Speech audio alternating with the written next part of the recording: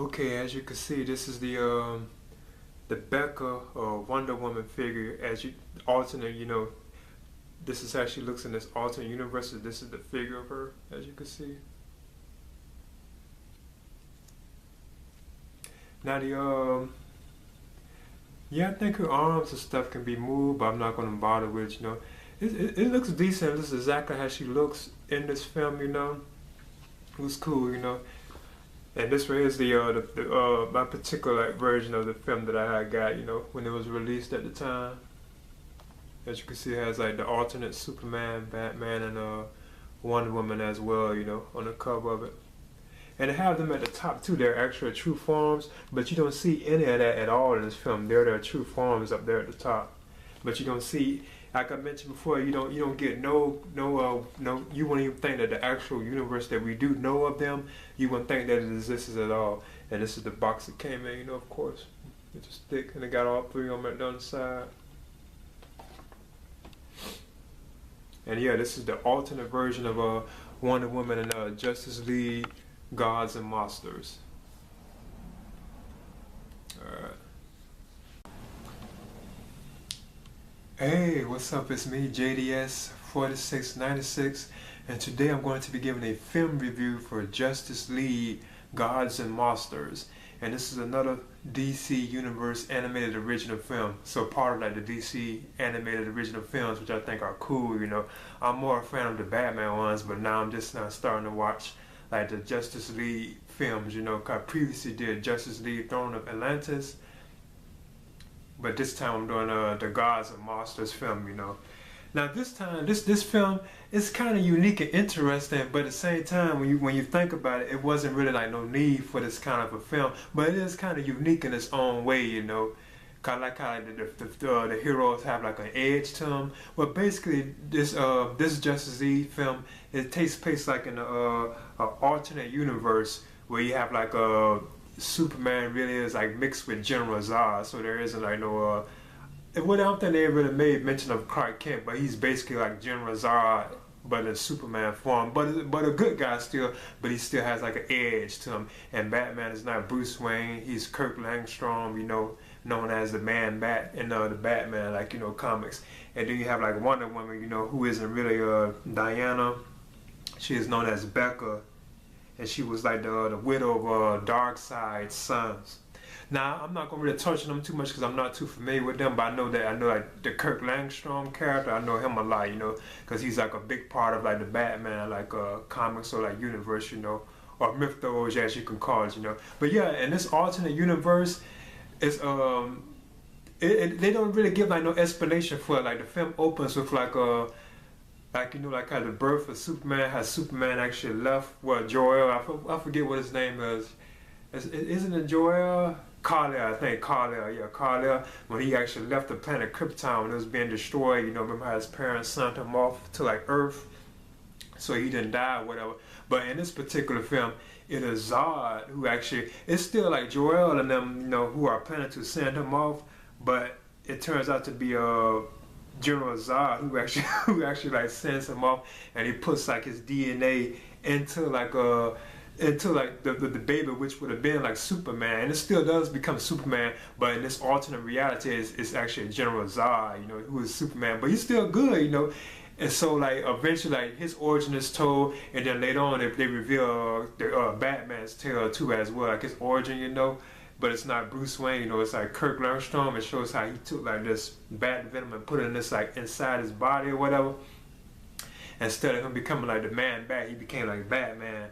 And he's like actually like, and he sucks blood and stuff, and he also can fly as well too, And then you have like Wonder Woman, I'm not going to touch her too much, but it shows how she has her sword given to her, how she learned all this and that, what like this alternate Wonder Woman basically. So the three join together, and they're known as the big three of the DC universe in this alternate reality, because it opens like with them having to take out like this group of terrorists.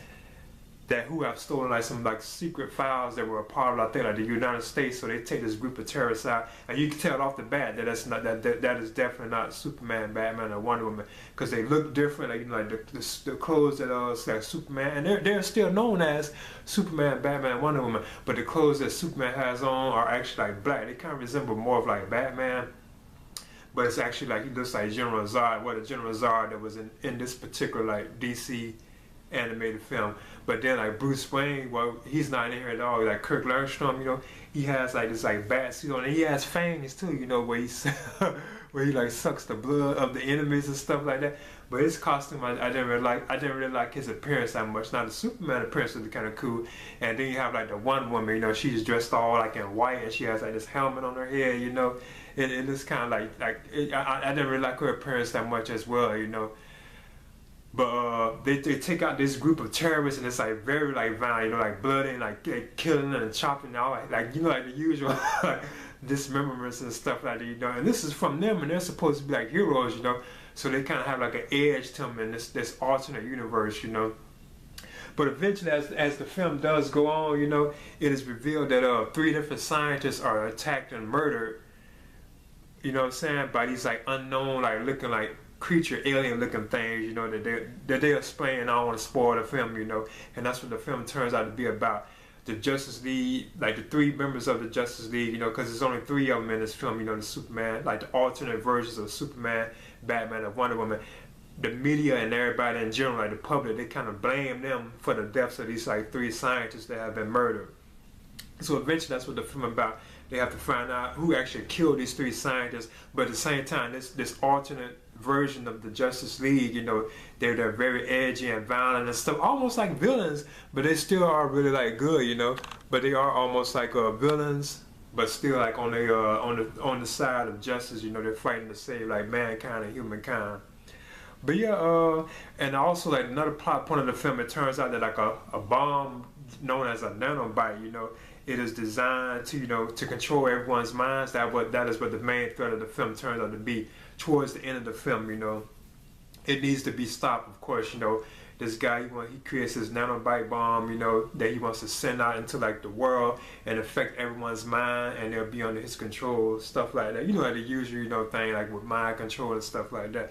But yeah, you have like Lex Luthor, who shows up in this film as well, you know, and he has like because it kind of jumps back and forth from the past and into the present, because it gives like the origin tale, you know, about, you know, like I mentioned before, how like Superman, it was different. It wasn't Clark Kent, you know, it was General Zod who put his DNA into Superman. That's why you have like this alternate version of like Superman and stuff like that, you know. Amanda Waller is the president in this universe, you know. And then you have it's just pretty cool. But like other people that appear in this film is like Ray Palmer. He also shows up in here, you know. He's the Autumn, you know. I'm more familiar with him now because he's been on like the Arrow show and stuff in Flash, but mostly on Arrow. So that's how I kind of knew about him, you know. But yeah, that's basically what's about. Oh yeah, and Victor Freeze, you know, who is actually Mr. Freeze, but in this film he's not Mr. Freeze. He's just one of the victims, just like Ray Palmer is. And I know the other one, like the third guy, the third scientist, which is an African American. I think his name was Sire Stone or something like that, because he has a son, you know. Yeah, he has a son known as Victor Stone. Yeah, that's right, Victor Stone is Cyborg. Yeah, his son is actually a cyborg in this film, this particular film. So yeah, that was actually Cyborg and his father in this alternate universe, but he's not Cyborg. Yeah, and he's still like a boy and stuff like that. But it's still like that's why I said it's kind of confusing, and it still seems like it wasn't really a point for this film, you know. But it does seem kind of interesting that they would tackle such a subject like that. Like imagine Superman and Batman and Wonder Woman with an edge, you know, like an aggressive, violent edge. Now Batman is kind of like that, but imagine if all 3 of them were kind of like that, you know, because they're almost like villains, like, but they're not, you know. But it turns out like the 3 victims, each of them have links to the 3 different heroes too. Like Victor Freeze, he is bitten by like that. He's one of the 3 scientists. He is bitten by like a creature, an unknown creature, and they suspect that it's Batman because he sucks blood.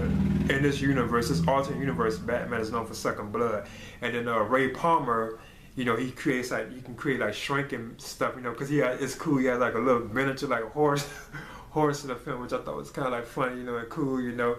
he is attacked by like who they would think was Wonder Woman, and then you have the scientist, Victor Stone and his father, but Victor Stone and his scientist father, they are murdered, and you would think that was Superman that killed them in this film. So basically, that's what the film about. This alternate universe is about like them trying to find out who killed these 3 scientists, and plus at the same time there's a nanobite bomb that can control everyone's mind and they have to stop. So that's what it's about. And I thought this was pretty cool and decent, and what makes it kind of like, kind of off, you still wish you could see like the traditional heroes and stuff, and like the colors and clothes they have on, I wasn't really too, I thought Superman's on cool, this particular version of Superman, I thought his one was kind of cool. But the Batman and the Wonder Woman, I thought it was kind of like off, And it did have some cool action scenes, especially like the ending of the film. It's very explosive, like violent. It had to be like the best action scene of the whole like film. Of the whole like Gods and Monsters film itself. And it was like other moments in here too as well. That were like violent and stuff. And cool. But as always, like I always said, just like the film has like, and it doesn't stand out, say like the previous Justice League film or a lot of the other DC animated films, but it does have like good animation in it as well. I would recommend it for like, the animation alone. So it's still a cool film, decent film. You have Steve Trevor. He also shows up in this film too as well. I know he's known for being like, I think like Wonder Woman's like like a part of the Wonder Woman universe, basically. Now, the director of this film is Sam Liu, and you have in the roles you have Benjamin Bratt as Superman. You have Michael C. Hall as Kirk Langstrom, Batman. And then you have Tamara Taylor as Becca, Wonder Woman. And then you have Peggy Brewster as Lois Lane, C. Thomas Howell as Dr. Will Magnus, Jason Isaacs as Lex Luthor, D. Bradley Baker as Ray Palmer, and then you have other people too as well. I'm not going to touch on every single person. I'm trying to touch on the ones I mostly know.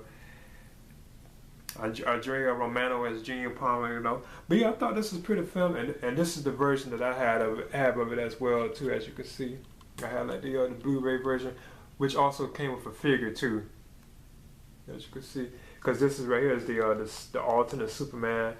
And this right here is the alternate Batman, and that's the alternate Wonder Woman. So yeah, like I said, that's the thing with the film. It doesn't really like make it seem like this film is kind of pointless for them to do something, but it is kind of curious and interesting to see what these versions, these alternate universes, these alternate versions of the heroes will be like, And it never explains, that they left like our dimension or our world or our universe, and went to this alternate universe. It didn't do that at all. It's like the actual world of Clark Kent, Superman, and Bruce Wayne, Batman, and Diana as Wonder Woman. It's like they didn't exist at all. Only this alternate universe exists. So yeah, this is my review for Justice League Gods and Monsters, and I would recommend it, especially for people who want to get a good look at them, like these these alternate versions. Basically, I would recommend, And this is JDS 4696. All right.